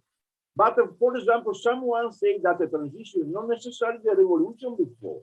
But if you think what is the literature of transition emerged from revolution. Is a problem of institutionalization of a political revolution, like historically, because I don't know, I'm thinking that the first way in which we think about the transition is that after the Bolshevik Revolution in the Russian country, because there that they started to think about the transition. And then the concept to move around the world in other kind of industrial, theoretical movement, for example, in post-Taylorism, in the new corporativism between the two world wars, and the climate transition is trying to be used there. Then it re-emerge after, not because there is a big discussion about transition in France around the 70s. But I don't want to speak about the history of concept. It's a problem or matter of concern about what kind of measure is a transition. But how we can understand the transition? It's a sort of peaceful measure for everybody that everybody embrace in a very quiet way, or is something that is building, is creating the draft, is creating, I don't know, the rift is creating no conflict. Because this is the question that we have to do. And the conflict is not only between among the classes, but it's also inside the sector of global capital. Because I think there is a problem to understand what is moving inside the global capital. What part and the portion of capital, global capital is moving toward sustainability or not? What is bracketing? What is alting? What is the process? For example, socio-technical transition approach to say that they are now being aware of the fact that someone is working against ecological transition. The shell now, we have seen in the slide of Barbara, has been some way, now the court in some way say that they have to pay a lot of money because they didn't. But the other I think the problem, the other side is the technological aspect, because if we are making technological innovation for many years, but we are not reducing CO2 emissions. You know that we are doing a lot of things everywhere, and we are no limiting, no reducing. Empty. Also in the consumption of raw materials. If you give a look to the consumption, global consumption of raw materials, they are increasing. Hundreds of billions of tons of raw material consumed each year. No trend to do, no trend to decrease, no trend to slow, no trend. And we are speaking about an ecological transition. Give a look to the consumption of energy at the global level, because the problem is the global level. You know, in Italy, we are a little bit dematerialized because we are delocalized what is the material and physical world. So this is the trade-off for our policy, but we are not discussing in a real way about transition. We don't get a theory of transition. Okay, many thanks to Professor Padovan, even for being so generous in providing all these explanations and answers and clarifications. Now it's 5 o'clock. I think we have to leave the floor to our super mega coordinator, who is Professor Martina, for some final remarks. Please, Mario, the floor is yours. Thank you, Eduardo. I think we are all exhausted because that has been a very long journey. And I really thank all of you speakers and attendees for being survived until the end. Let me just summarize, say a few words, really very few words about our first multidisciplinary event. As you know, this was meant to be a physical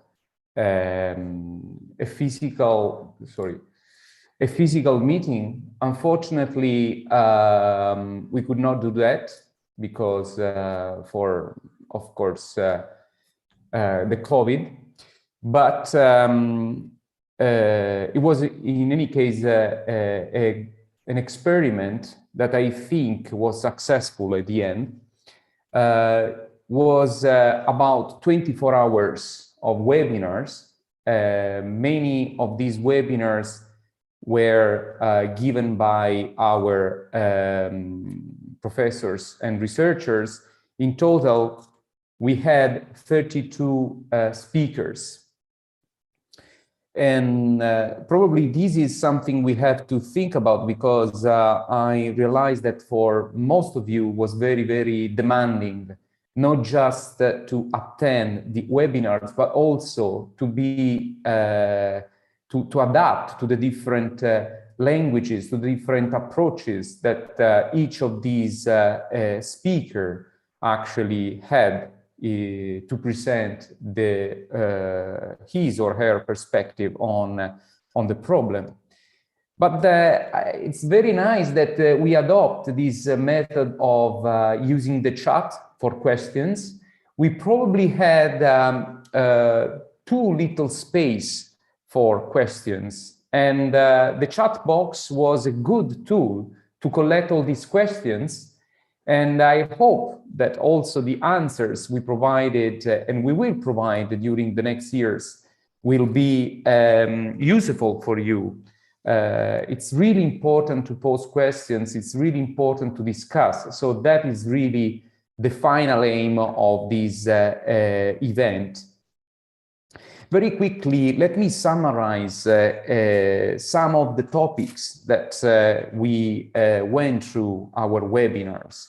Of course, our PhD is already by construction a multidisciplinary course. We have 6 curricula, and we chose to organize the webinars following these 6 different paths. We passed through the natural variability and anthropogenic climate change, the methodologies for accounting emissions and air quality, the climate models as tools for studying processes and making predictions. And also we talk about impact and adaptations. These are all in curriculum number 1. Then in curriculum number 5, we talk about cool plants in warming world and the best strategies to answer future questions on livestock production, strategy to enhance long-term sustainability of agricultural systems. And in curriculum number 3, we had the possibility to discuss about sustainable cities, about infrastructures, sustainable infrastructure and water resources, on how to model, how to use decarbonization as an answer to climate change. And then also about sustainable way, new way of manufacturing, especially talking about research issues and challenges. Then we talk about electrical technologies, systems to contribute to the sustainable development, and to chemical and catalysis technologies for sustainable development. We talk about digital transition and especially the contribution of this transition, of this digital transition for the sustainable development. With curriculum number 6, we talk about different ecosystems, the alpine ecosystem, the marine and freshwater ecosystem, and we talk about human health, of course, about bio-based technologies for mitigations effect to mitigate the effect of climate change. And then we had also guests, Dr. Chapin, that talk about the Earth stewardship, how to shape our sustainable future in terms of climate change. Then we continue our journey with curriculum number 2, talking about climate risk, the economic impacts of climate change, the financial impact of climate change, and about circular economy and the green business models. We talk about sustainable mobility and new ways of modeling this mobility. Now, today, we just had our speakers talking about COP26 from different perspectives, from the philosophical perspective, from the literary perspective, and the legal perspective, the sociological perspective. And we had the possibility to understand a little bit more the concept of intergenerational approach, how the literary theory and criticism is related with sustainability and climate change, and all the aspects dealing with the European Green Deal and the regulations, the new regulations, the new challenges in the legal dimension. And at the end, we also had the possibility to talk about the sociological transition and the ecological transition. Thank you to the last speaker. So we are starting to see how is complex this problem of sustainable development and climate change. Each of these is a piece of a big puzzle that we are trying to build together.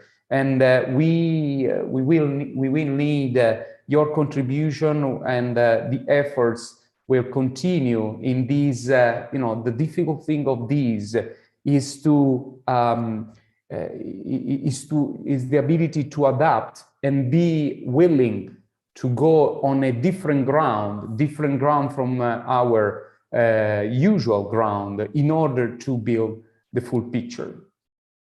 So we will continue then to sustain and to design the educational program about the PhD course.